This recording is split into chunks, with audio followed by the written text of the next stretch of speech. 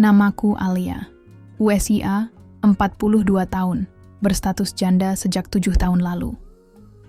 Aku tidak punya anak, tidak punya siapa-siapa di rumah selain diriku sendiri. Rumahku sederhana, tidak megah, tapi cukup untuk berlindung dari panas dan hujan. Orang sering bilang wajahku masih cantik, meski usia sudah lewat kepala 4. Aku masih bisa berdiri anggun dengan kulit sawo matang yang terawat, senyum yang kurawat agar tetap hidup, meski hati sering kosong. Setiap pagi aku membuka jendela, membiarkan sinar matahari masuk. Dari luar terdengar suara anak-anak tetangga, berlarian, tertawa riang. Aku hanya bisa menatap mereka dengan hati berdesir. Andai dulu aku sempat merasakan punya anak, mungkin sepi ini tak akan begitu menyiksa. Hariku sebenarnya baik-baik saja, tapi juga hambar. Aku punya usaha kecil menjual kue basah di depan rumah. Lumayan, cukup untuk makan dan biaya hidup sehari-hari. Tapi saat malam tiba, ketika semua orang berkumpul dengan keluarga masing-masing, aku duduk sendirian di ruang tamu. Kadang aku menyalakan televisi hanya untuk mendengar suara, agar tidak larut dalam kesunyian. Di mata orang, mungkin aku tampak tegar. Namun, di balik itu semua, ada kerinduan yang tak pernah padam. Kerinduan akan ditemani, diajak bicara, diperhatikan. Sore itu, hujan turun deras. Aku sedang menata kue yang tersisa ketika tabung gas di dapur tiba-tiba habis. Kenapa harus sekarang, pikirku. Aku segera meraih ponsel dan menghubungi nomor tukang gas yang sering berkeliling. Tak lama kemudian, suara motor berhenti di depan rumah. Dari balik kaca jendela, aku melihat sosok laki-laki sederhana mengenakan jaket hujan dan senyum ramah. Tubuhnya tidak terlalu tinggi, kulitnya kecoklatan karena sering terpapar panas. Tapi ada sesuatu di matanya yang membuatku merasa nyaman. "Gas, Bu?" tanyanya sopan sambil menurunkan tabung dari motornya. Aku mengangguk. "Ya, Mas. Kebetulan sekali habis." Dia membawakan tabung itu ke dapur dengan cekatan. Aku memperhatikannya, dan entah kenapa ada rasa hangat muncul begitu saja. Sejak lama aku jarang merasakan kehadiran seorang pria di rumah ini. Ketika selesai, dia tersenyum lagi. "Kalau ada apa-apa, Bu, jangan sungkan telepon saya. Saya biasa lewat sini." Aku hanya mengangguk sambil tersenyum tipis. Tapi setelah pintu menutup dan suara motornya menjauh, aku masih berdiri termenung di dapur. Ada getaran aneh dalam dadaku. Untuk pertama kalinya setelah bertahun-tahun, aku merasa tidak benar-benar sendirian. Keesokan harinya, langit cerah. Aku duduk di teras rumah sambil menata kue basah daganganku. Angin pagi berhembus pelan, membawa aroma wangi tanah yang masih basah sisa hujan semalam. Aku pikir hari akan berjalan biasa saja. Tapi ternyata, semesta punya rencana lain. Suara motor berhenti di depan rumah. Aku menoleh. Dan ya, benar saja. Dia, si tukang gas yang kemarin. Kali ini tanpa jas hujan, hanya kaos sederhana dan topi, usang yang menutupi sebagian wajahnya. "Pagi, Bu Alia," sapanya dengan senyum yang entah kenapa terasa ramah sekali. "Lewat sini sekalian mampir. Siapa tahu ada gas yang perlu diganti lagi." Aku terkesiap. Dari mana dia tahu namaku? "Oh, iya Mas, gasnya masih penuh. Tapi, terima kasih sudah mampir." Dia mengangkat bahu santai. "Saya kan harus ingat nama pelanggan, Bu. Biar kalau ada apa-apa, gampang dipanggil." Aku mengangguk, tapi dalam hati diam-diam, ada rasa hangat menjalari dada. Belum pernah ada orang seasing ini mengingatku dengan perhatian seperti itu. Sebelum aku sempat berkata, "Apa-apa?" matanya melirik kue-kue di meja. "ITU kue bikinan sendiri, Bu.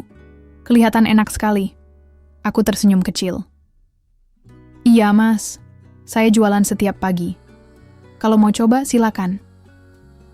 Tanpa sungkan, dia mengambil sepotong klepon hijau yang kutawarkan. Ketika klepon itu meletus manis, di mulutnya, wajahnya berubah ceria. "Wah, ini enak sekali. Kalau saya sering mampir, jangan bosan ya, Bu.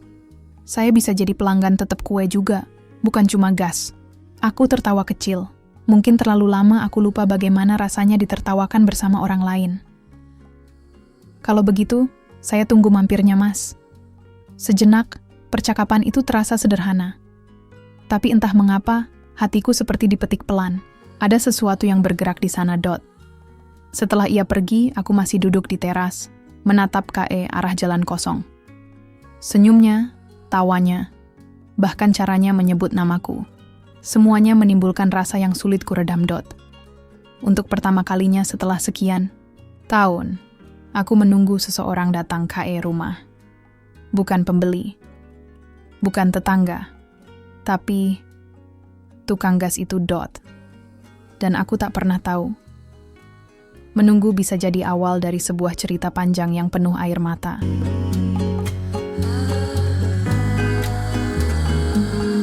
Hari-hari berikutnya terasa berbeda. Motor tuanya hampir setiap 2 atau 3 hari berhenti di depan rumahku. Kadang memang untuk mengantar gas, kadang hanya untuk sekadar membeli kue, Dot, namanya Raka. Begitu dia menyebutkan, aku langsung merasa nama itu menempel kuat di ingatanku. Nama sederhana, tapi hangat, pikirku saat pertama kali mendengarnya, Dot. Semakin sering kami bertemu, semakin banyak obrolan ringan terjalin. Tentang cuaca, tentang harga gas yang naik, tentang kueku yang ia suka. Obrolan yang sederhana, tapi membuat kesepian di hatiku seperti terobati, Dot. Namun cuma suatu sore, saat aku duduk di teras menunggu dagangan habis, ku dengar bisikan 2 tetanggaku yang sedang lewat. Kamu tahu nggak? Si Alia itu sekarang sering banget didatangi tukang gas. Masya Allah. Iya ya, katanya janda masih cantik. Jangan-jangan ada main tuh. Aku tercekat. Dadaku bergetar, pipiku terasa panas. Mereka berbicara seolah aku tak punya hati. AKU berusaha tetap menunduk, pura-pura tidak mendengar. Tapi kata-kata itu menusuk jauh KE dalam dot malamnya koma. Aku duduk sendiri di ruang tamu. Televisi menyala, tapi aku tak benar-benar memperhatikan. Pikiranku melayang pada gosip itu. Benarkah aku terlalu dekat dengan Raka? Apakah ini salah? Ketika Raka datang keesokan paginya, aku masih menahan gelisah. Bu Alia, saya bawakan gas baru. Katanya harga mau naik minggu depan. Biar stok di rumah aman. Katanya sambil menurunkan tabung, Dot. Aku mencoba tersenyum, tapi senyumku kaku. Mas, Raka, orang-orang mulai ngomongin kita. Saya jadi nggak enak hati. Dia terdiam sebentar, lalu menatapku dengan tatapan yang sulit kubaca. Campuran antara tenang dan entah, ada sesuatu yang tersembunyi di sana. Bu, biarkan saja orang ngomong. Yang penting saya tulus datang ke sini. Saya nggak peduli omongan orang. Jawaban itu membuatku lega, tapi juga semakin bingung. Jika memang tulus, mengapa dia tidak pernah menyinggung soal hubungan yang lebih jelas? Aku hanya bisa terdiam. Hati kecilku berdebar, tapi juga mulai bertanya-tanya. Apakah semua ini benar-benar akan membawaku pada kebahagiaan? Aku tidak tahu. Bahwa ini hanyalah permulaan dari luka yang jauh lebih dalam, ****. Sejak hari itu, desas-desus tentang aku dan Raka semakin ramai. Aku bisa merasakannya dari tatapan-tatapan aneh para tetangga ketika aku lewat di jalan kampung. Ada yang berbisik, pelan, ada yang sengaja tersenyum miring, Dot. Awalnya cuma aku mencoba menutup telinga, tapi semakin hari, bisikan itu berubah jadi suara yang menusuk. Cantik-cantik kok dekatnya sama tukang gas. Kenapa nggak cari yang lebih pantas? Masa janda berkelas jatuh KE pelukan orang kayak gitu? Kalau memang serius, kenapa nggak langsung menikah? Aku hanya bisa menunduk setiap kali lewat. Tapi di dalam hati, ada badai besar. Aku tidak marah pada Raka, tapi aku mulai merasa harga diriku dipermainkan, Dot. Suatu malam, aku berdiri di depan cermin kamar, menatap wajahku sendiri. Alia, apa yang kau lakukan? Kau janda terhormat. Usia 40, bukan anak remaja yang mudah diperdaya. Kalau dia memang serius, kenapa dia tidak pernah membicarakan masa depan? Pertanyaan itu menghantam pikiranku, Dot. Keesokan paginya, Raka datang lagi, membeli kue seperti biasa. Tapi kali ini aku memberanikan diri bicara.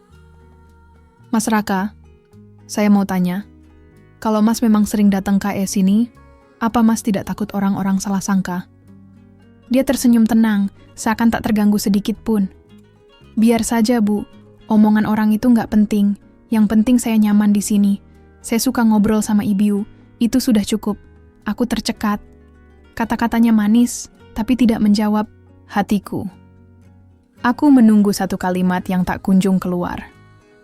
Janji, kepastian, atau bahkan sekadar harapan masa depan. Sore harinya, aku kembali mendengar dua tetangga bergosip di depan rumah. Kali ini lebih menusuk. Kasihan ya, janda cantik tapi kayak nggak punya pilihan. Masa cuman main sama tukang gas? Pasti cuman buat senang-senang. Aku tak kuat lagi. Air mataku jatuh begitu saja di balik pintu. Aku tahu aku tidak salah menyukai perhatian, tapi mengapa dunia seakan menghakimiku? Malam itu aku berdoa lebih lama dari biasanya. Dalam doa aku memohon, Tuhan, jika dia memang baik untukku, dekatkanlah. Tapi jika dia hanya akan mempermainkan hatiku, jauhkan aku sebelum terlambat. Aku tidak tahu jawaban apa yang akan datang. Tapi hatiku mulai merasa, badai besar akan segera tiba. Aku tahu, aku tidak bisa terus begini. Aku harus menanyakan sesuatu yang sejak lama menyesakan dada. Hari itu, setelah Raka selesai mengganti tabung gas di dapur, aku memberanikan diri duduk bersamanya di ruang tamu. Tanganku bergetar memegang cangkir teh hangat yang baru saja kusajikan. Mas, Raka, suaraku pelan tapi tegas. Saya mau tanya, selama ini Mas sering datang, sering perhatian, tapi sebenarnya, apa niat Mas sama saya? Dia menatapku sebentar, lalu tertawa kecil seolah pertanyaanku terlalu berat. Bu Alia, kenapa harus buru-buru? Kita jalanin aja dulu. Yang penting kan kita sama-sama nyaman. Hatiku mencelos. Aku menunggu kata-kata lain, tapi tidak ada. Hanya itu. Jalanin aja dulu. Aku menatap wajahnya, mencari kesungguhan. Tapi semakin aku perhatikan, semakin aku melihat matanya menghindar. Mas, aku menarik napas dalam. Saya ini janda. Orang sudah banyak bicara. Kalau Mas memang serius, kenapa tidak sekalian bawa KE arah pernikahan? Saya tidak butuh harta, hanya butuh kepastian. Raka tersenyum tipis, lalu mengalihkan pandangan KE luar jendela. Bu, hidup saya masih berat. Penghasilan pas-pasan, beban keluarga banyak. Kalau langsung menikah, saya takut nggak bisa bahagiain ibu. Aku tercekat.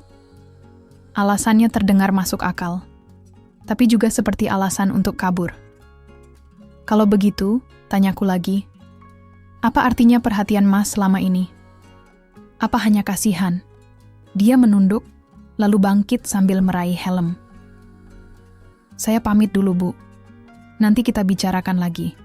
Jangan dipikirin terlalu jauh. Ya, aku terdiam, hanya bisa menatap punggungnya yang menjauh. Kata-kata itu seperti janji yang menggantung di udara. Tanpa ikatan, tanpa kepastian. Malam, itu aku menangis. Bukan karena dimarahi, bukan karena kehilangan, tapi karena hatiku hancur oleh ketidakjelasan. Untuk pertama kalinya, aku benar-benar takut. Takut bahwa semua ini hanya permainan.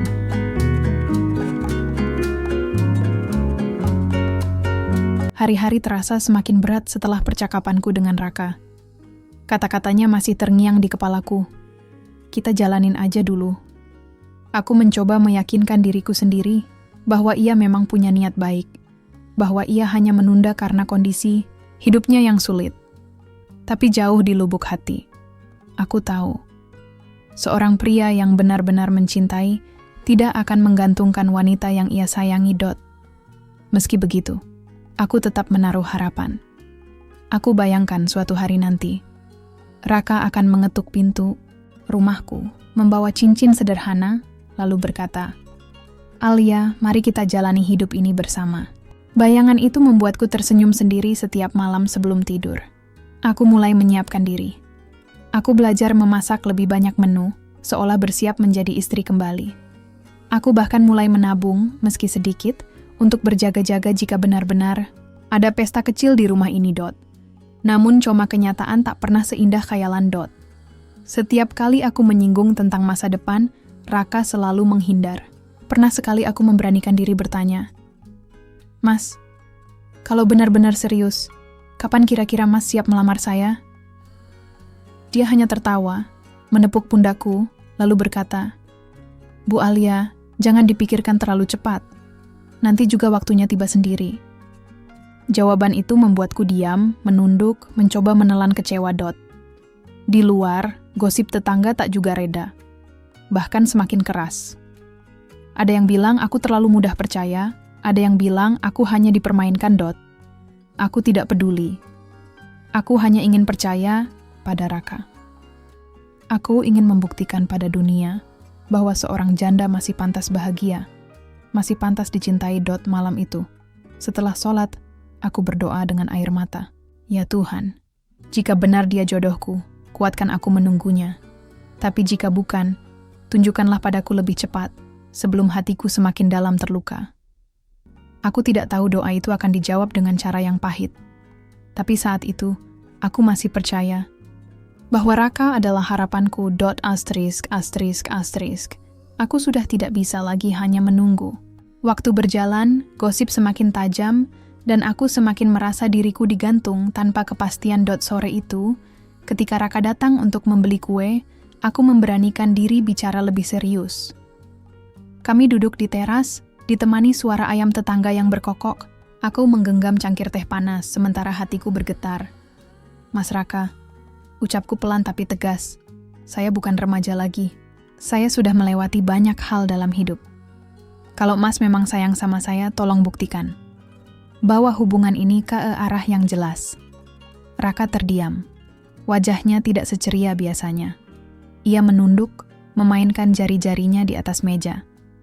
"Bu Alia, bukan saya nggak serius, tapi hidup saya berat. Tabungan belum ada. Orang tua saya masih bergantung pada saya. Kalau menikah sekarang, saya takut nggak bisa membahagiakan ibu." Hatiku tercekat. Lagi-lagi alasan itu. Alasan yang sama. Aku mencoba menahan air mata. "Mas, saya tidak butuh pesta besar. Saya tidak butuh harta banyak. Saya hanya butuh kepastian. Status. Supaya orang-orang tidak lagi menghinaku. Supaya saya tidak terus-terusan merasa malu dengan gosip." Raka mendesah panjang, lalu tersenyum samar. "Bu, sabar ya. Percayalah sama saya. Nanti juga waktunya akan datang. Yang penting kita saling sayang dulu sekarang." Aku menatap matanya. Dan untuk pertama kalinya, aku merasa ada sesuatu yang dingin di sana. Bukan ketulusan, tapi seolah sebuah dinding yang tidak bisa kutembus. Hari itu aku mencoba tetap tersenyum, meski di dalam hati ada yang retak. Aku sadar, semakin aku menuntut, semakin jauh ia memberi jarak. Malamnya cuma aku duduk di depan cermin, menatap wajahku sendiri. Aku berbisik lirih. "Kenapa Alia? Kenapa kau terus berharap pada janji yang tak pernah nyata?" Aku tidak tahu jawabannya. Yang ku tahu, aku semakin terjebak dalam permainan perasaan. Dan dalam diam, aku mulai takut. Apakah cintaku hanya satu arah? Hari-hari berikutnya, aku mencoba menahan diri untuk tidak menyinggung soal pernikahan lagi. Aku pikir mungkin benar, Raka hanya butuh waktu. Tapi semakin lama, semakin jelas, sesuatu tidak beres. Raka masih sering datang. Tapi ada yang berubah. Jika dulu ia selalu ramah, kini sering tergesa-gesa. Jika dulu matanya hangat, kini pandangannya menghindar. Suatu sore, ketika aku memberinya kue talam kesukaannya, dia hanya tersenyum tipis. "Terima kasih, Bu. Saya buru-buru ya. Banyak pesanan gas hari ini." Aku mengangguk, meski hatiku berdesir aneh. Aku melihat ponselnya bergetar di kantong. Saat ia menjawab sambil menjauh, aku mendengar samar-samar suara tawa perempuan dari seberang sana. Jantungku berdegup keras. Siapa itu? Ketika ia kembali, aku berusaha bertanya, "Mas, siapa tadi yang telepon?" Dia menjawab santai, "Ah, teman lama. Jangan dipikirin." Aku mencoba percaya. Tapi sejak hari itu, rasa curiga mulai tumbuh.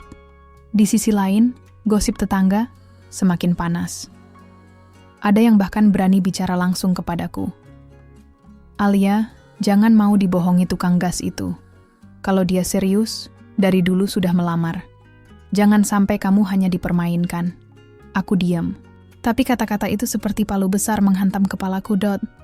Malamnya aku duduk di ruang tamu, lampu redup, hanya suara detak jam dinding menemani.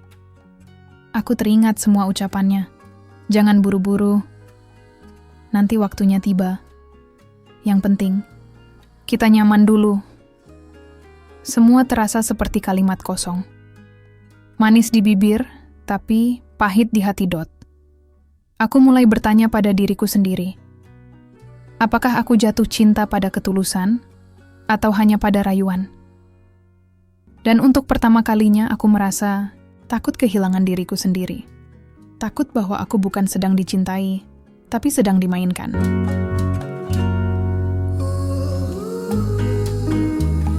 Hari itu, suasana hatiku sudah kalut sejak pagi. Raka semakin jarang memberi kabar. Kalau datang pun selalu terburu-buru, tanpa obrolan panjang seperti dulu, Dot.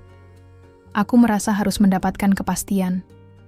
Maka malam itu, aku memberanikan diri menelponnya. Mas, bisa mampir sebentar? Ada yang ingin saya bicarakan. Tak lama kemudian, motor tuanya berhenti di depan rumah. Ia datang dengan wajah lelah, tapi tetap menampilkan senyum tipis. Ada apa, Bu? Tanyanya, Dot. Aku mempersilakan masuk. Kami duduk berdua di ruang tamu. Hening cukup lama sebelum aku bicara. Mas, saya sudah terlalu lama menunggu. Saya ingin tahu, sebenarnya apa tujuan Mas dekat dengan saya? Raka terdiam. Ia menatapku cukup lama, lalu tersenyum samar. Bu Alia, kenapa sih harus mikir terlalu jauh? Nikmati saja apa yang ada sekarang. Kita saling butuh, kan? Hatiku tercekat. Kata-kata itu menusuk tajam. Saling butuh? Ulangku dengan suara bergetar. Butuh apa, Mas? Butuh teman bicara? Atau hanya butuh tubuhku saja? Raka langsung terdiam. Wajahnya berubah kaku. Ia mencoba tertawa untuk menutupi, tapi aku sudah melihat jawabannya. Dari matanya, Dot. Air mataku jatuh begitu saja. Jadi benar, Mas? Semua perhatian itu hanya untuk itu? Aku berdiri, memalingkan wajah. Rasanya dadaku hancur. Selama ini aku menjaga diriku, menahan rindu, menunggu kepastian. Tapi ternyata yang dia cari bukanlah hatiku, melainkan sesuatu yang jauh lebih rendah. Dot. Raka mencoba mendekat, tapi aku mengangkat tangan. Cukup, Mas. Jangan lagi. Kalau cinta Mas hanya sebatas itu, lebih baik jangan pernah datang ke rumah ini lagi. Suasana hening. Aku bisa mendengar nafasku sendiri yang tersengal. Raka akhirnya hanya menunduk, lalu melangkah keluar tanpa sepatah kata pun. Dot. Pintu menutup. Sunyi, Dot. Aku terduduk di kursi, menggenggam dada yang sakit. Seluruh dunia seakan runtuh. Ternyata doa-doaku dijawab dengan kebenaran yang pahit. Asterisk. Sejak malam itu, aku bertekad untuk menjauh. Aku menutup pintu hatiku rapat-rapat. Setiap kali motor Raka berhenti di depan rumah, aku pura-pura sibuk. Kadang aku beralasan gas masih penuh, kadang aku sengaja tidak keluar rumah. Dot. Aku ingin membuktikan pada diriku sendiri bahwa aku bisa lepas darinya. Dot. Namun Coma Raka tidak menyerah. Ia selalu mencari cara untuk kembali. Suatu pagi, ketika aku sedang menyapu halaman, ia tiba-tiba datang dengan membawa sekotak kue dari pasar. Bu Alia, saya bawain kue kesukaan Ibu. Jangan marah lagi, ya. Saya memang bodoh kemarin. Aku terdiam, menyapunya dengan pandangan dingin. Mas, saya sudah jelas bilang, kalau Mas tidak bisa memberi kepastian, jangan datang lagi. Tapi Raka tidak berhenti. Ia menaruh kotak kue di meja teras, lalu berkata, saya janji, Bu, saya akan buktikan. Cuma belum sekarang, beri saya waktu. Hatiku bergejolak. Kata-kata itu seperti racun manis yang menetes ke telingaku. Bagian dari diriku ingin percaya, bagian lain ingin menolak. Malamnya Coma aku kembali bergulat dengan pikiran. Aku menatap foto mendiang suamiku di meja kamar. Mas, apa aku salah kalau aku ingin dicintai lagi? Tapi kenapa rasanya cinta kali ini begitu menyakitkan? Air mataku jatuh tanpa bisa kutahan. Keesokan harinya, Raka datang lagi. Kali ini ia membawa sekantong beras. Bu, saya tahu ibu sering jualan kue. Ini buat tambahan. Jangan pikir saya main-main. Saya serius. Aku mulai goyah. Hati kecilku berkata, mungkin dia benar-benar ingin berubah. Tapi pikiranku menjerit. Bukankah ini hanya janji kosong yang sama? Aku berada di persimpangan. Ingin menutup pintu sepenuhnya, tapi rasa sepi dan rayuan halusnya membuatku ragu. Dan untuk pertama kalinya, aku sadar. Aku bukan hanya berperang, melawan Raka, tapi juga melawan diriku sendiri. Hari itu aku berdiri lama di depan cermin. Wajahku tampak lelah. Mataku bengkak karena terlalu sering menangis. AKU bertanya pada diriku sendiri. Seberapa lama lagi kau mau menunggu janji kosong, Alia? Tetangga semakin lantang membicarakan. Bahkan ada seorang kerabat jauh yang datang khusus menegurku. Alia, kau itu janda terhormat. Jangan biarkan orang merendahkanmu karena lelaki yang bahkan tak berani menikahimu. Kalau dia sungguh-sungguh, dari dulu sudah ada kepastian.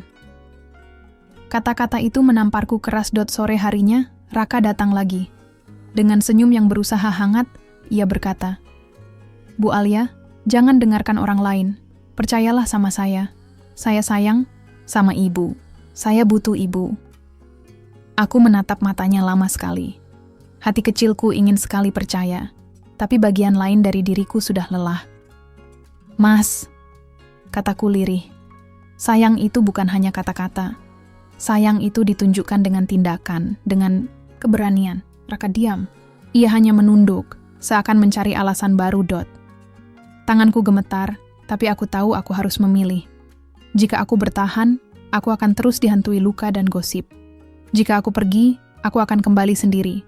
Tapi setidaknya dengan harga diriku utuh. Air, mataku jatuh. Tapi kali ini bukan karena lemah.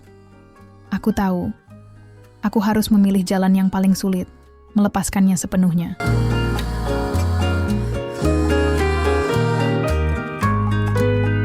Aku tahu, ini hari yang akan mengubah segalanya.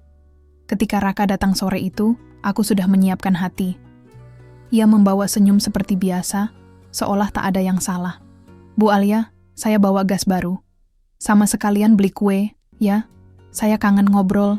Sama ibu, katanya ringan. Aku tersenyum kecil, tapi kali ini berbeda. Senyum yang bukan lagi tanda kelemahan, melainkan tanda akhir. Mas Raka, duduk sebentar. Saya ada yang ingin saya katakan. Ia duduk menatapku santai, tapi aku bisa melihat ia tidak siap mendengar yang akan keluar dari bibirku. Mas, terima kasih untuk semua waktu yang sudah kita jalani. Perhatian, canda, dan obrolan sederhana yang membuat saya merasa hidup kembali. Saya hargai itu semua. Aku berhenti sebentar, menahan suara bergetar. Tapi saya tidak bisa terus hidup dalam ketidakjelasan. Saya bukan mainan, Mas. Saya butuh kepastian, dan Mas tak pernah memberikannya. Raka terdiam. Matanya mencari celah, mungkin berharap aku melunak lagi. Tapi kali ini, aku berbeda. Mulai hari ini, lanjutku. Saya minta Mas jangan datang lagi ke rumah ini. Tidak untuk gas, tidak untuk kue, tidak untuk apapun. Kalau saya butuh, saya bisa pesan KE orang lain. Ia mencoba tersenyum. Bu, jangan begini. Saya sayang sama ibu. Aku mengangkat tangan, menghentikannya. Sayang tanpa keberanian bukan cinta. Itu hanya permainan. Dan saya sudah selesai dengan permainan ini. Sunyi. Hanya suara angin sore yang masuk lewat jendela. Raka akhirnya berdiri. Tanpa kata-kata lain, ia melangkah keluar. Suara motornya menjauh, dan kali ini aku tahu, ia benar-benar pergi. Aku menutup pintu, lalu menangis sejadi-jadinya. Tapi di balik tangis itu, ada kelegaan. Ada harga diri yang kembali kupeluk. Malamnya cuma aku duduk di teras dengan secangkir teh hangat.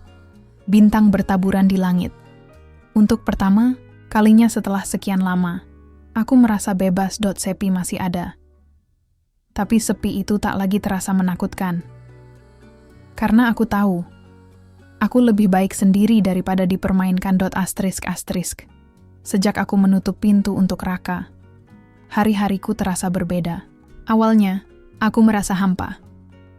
Rumah terasa sunyi, sepi seperti dulu, bahkan lebih sepi, karena tak ada lagi suara motor yang berhenti di depan rumah. Tapi perlahan, aku belajar. Aku mulai mengisi waktu dengan hal-hal yang kutinggalkan selama ini. AKU kembali membuat kue-kue baru, mencoba resep yang dulu hanya kusimpan di buku catatan. Anehnya, pembeli kueku semakin banyak. Bahkan ada tetangga yang memuji. "Bu Alia, kuenya makin enak sekarang. Ada rahasianya ya?" Aku hanya tersenyum. Rahasianya sederhana. Aku membuatnya dengan hati yang lebih ikhlas. Selain itu, aku mulai berani keluar rumah. Menghadiri pengajian, ikut kegiatan warga, dan mengunjungi beberapa kerabat yang dulu jarang kusapa. Mereka menyambutku dengan hangat. "Alia, senang sekali melihatmu kembali tersenyum," kata seorang sahabat lama, sambil menggenggam tanganku. Perlahan, aku sadar, aku tidak pernah benar-benar sendiri. Aku hanya menutup diri terlalu lama. Malam itu, aku kembali duduk di teras, menatap bintang seperti malam ketika aku pertama kali melepaskan Raka. Tapi kali ini, aku tersenyum. "Alia," bisikku pada diri sendiri, "kau sudah melalui badai. Kau pernah jatuh, tapi kau memilih berdiri lagi. Kau berharga meski tanpa pria yang menjanjikan dunia palsu. Kau cukup dengan atau tanpa siapapun di sisimu." Air mataku jatuh, tapi bukan lagi air mata luka, melainkan air mata syukur. Aku tahu, aku sedang memulai babak baru dalam hidupku. Babak yang jauh lebih indah, karena aku menulisnya sendiri. Beberapa bulan berlalu sejak hari terakhir aku melihat Raka. Awalnya, aku takut hidupku akan terasa kosong. Namun kenyataannya justru sebaliknya. Aku merasa lebih ringan, lebih tenang, lebih bebas. Setiap pagi, aku bangun dengan semangat baru. Aku sibuk dengan pesanan kue yang semakin ramai. Bahkan, ada toko kecil di kota sebelah yang mulai memesan rutin dariku. Rezeki datang dari arah yang tak kuduga. Suatu sore, ketika aku menutup pintu kios kecilku, seorang ibu tetangga menghampiri. "Bu Alia, jujur ya, dulu saya sempat ikut berbisik-bisik tentang ibu. Tapi sekarang saya kagum. Ibu bisa berdiri tegar, padahal banyak orang yang mungkin sudah hancur kalau diperlakukan seperti itu." AKU tersenyum, hatiku hangat. "Bu, tidak apa-apa. Saya mengerti. Kadang orang mudah menilai, tapi hanya kita sendiri yang tahu betapa beratnya menjaga harga diri." Malam itu, aku menulis di buku harian kecilku. Aku pernah jatuh karena cinta, tanpa kepastian. Aku pernah dipermainkan oleh janji manis yang ternyata palsu. Tapi dari sana, aku belajar bahwa tidak ada yang lebih berharga daripada mencintai diriku sendiri. Aku cukup. Aku utuh. Dan aku pantas bahagia, bahkan tanpa bergantung pada siapapun. Di luar, suara anak-anak tertawa riang terdengar. Angin malam masuk melalui jendela, membawa aroma bunga dari halaman. AKU menutup mata, menarik napas panjang. Aku tersenyum. Untuk pertama kalinya dalam hidupku setelah sekian lama, aku merasa damai. Dan aku tahu, jika suatu hari Tuhan mengirimkan cinta yang baru, aku akan siap. Tapi kalaupun tidak, aku sudah bahagia dengan diriku sendiri. Karena ternyata, kebahagiaan sejati bukan datang dari lelaki yang datang membawa janji. Kebahagiaan sejati lahir dari hati yang berani memilih untuk tidak lagi dipermainkan.